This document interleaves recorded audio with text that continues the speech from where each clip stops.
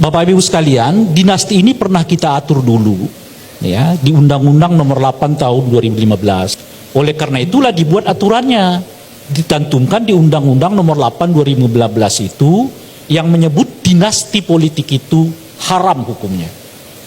Apa yang disebut dinasti politik saat itu? Satu tingkat ke atas, satu tingkat ke samping kiri dan kanan, satu tingkat ke bawah. Artinya ayah, anak, ibu, saudara dan saudari, plus juga dengan istri semenda. Itu yang disebut dengan kategori dinasti politik setidaknya oleh Undang-Undang Nomor 8 2015 yang lalu. Tapi ini nggak cukup. Ada dua syarat yang lain. Dua syarat yang lain itu adalah bahwa salah satu dari cabang keluarga ini sedang menjabat di jabatan yang bersifat elected official. Gitu. Apakah ia bupati, apakah ia wali kota, gubernur, atau anggota DPRD, itu semua disebut dengan elected official kan. Yang ada eksekutif, legislatif gitu. Sementara ini syarat yang ketiga, saat yang bersamaan cabang kekuasaan ini juga ngincer jabatan-jabatan yang bersifat elected official gitu. Nah oleh karena itu Pak Jokowi dan yang dipraktekkannya sekarang ini per definisi ini adalah contoh paling sempurna yang disebut dengan dinasti politik itu. Kenapa? Pertama yang maju adalah anaknya sendiri satu tingkat di bawah. Yang kedua Presiden Jokowi masih menjabat sebagai presiden. Dan yang ketiga anaknya mengincar jabatan yang bersifat elected official, yaitu calon wakil presiden gitu. Nah oleh karena itu kalau kita sebut Jokowi sedang membangun dinasti, per definisi undang-undang itu tepat gitu. Meskipun kemudian undang-undang ini dibatalkan oleh Mahkamah Konstitusi secara legal, tapi secara isu, secara ide kita pernah membuat definisi tentang apa yang disebut dengan dinasti politik. Maka dan oleh karena itu Ibu Mega dengan Puan nggak bisa disebut dinasti politik. Maka oleh karena itu Soekarno dengan Mega nggak bisa disebut dinasti politik. Hatta dengan anaknya nggak bisa disebut dinasti politik. Pak Habibie kalau sekiranya keluarganya mau masuk politik sekarang nggak bisa disebut dinasti politik. Karena nggak masuk dalam tiga kategori yang disebut dengan dinasti politik itu. Bahwa mereka keluarga politik, iya.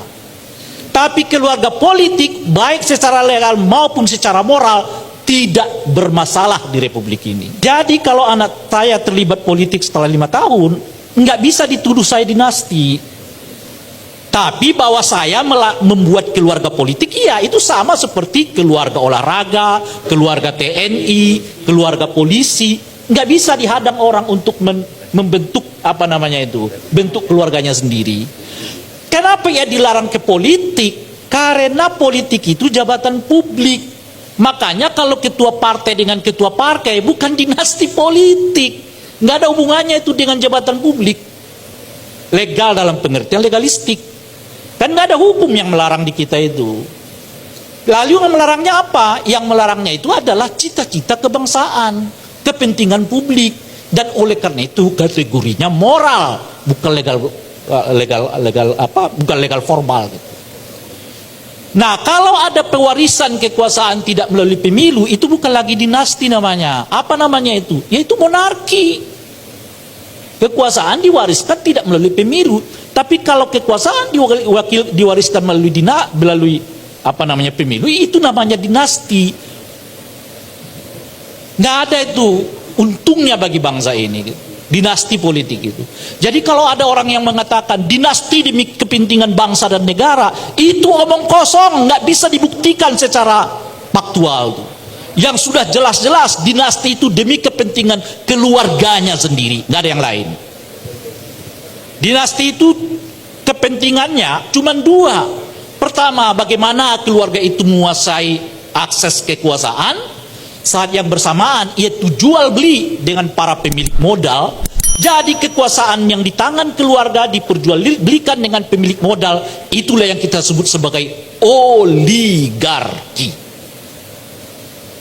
terbatas kan. Di mana kita di tengah-tengah itu? Nggak ada Pak cerita tentang kita di tengah-tengah itu.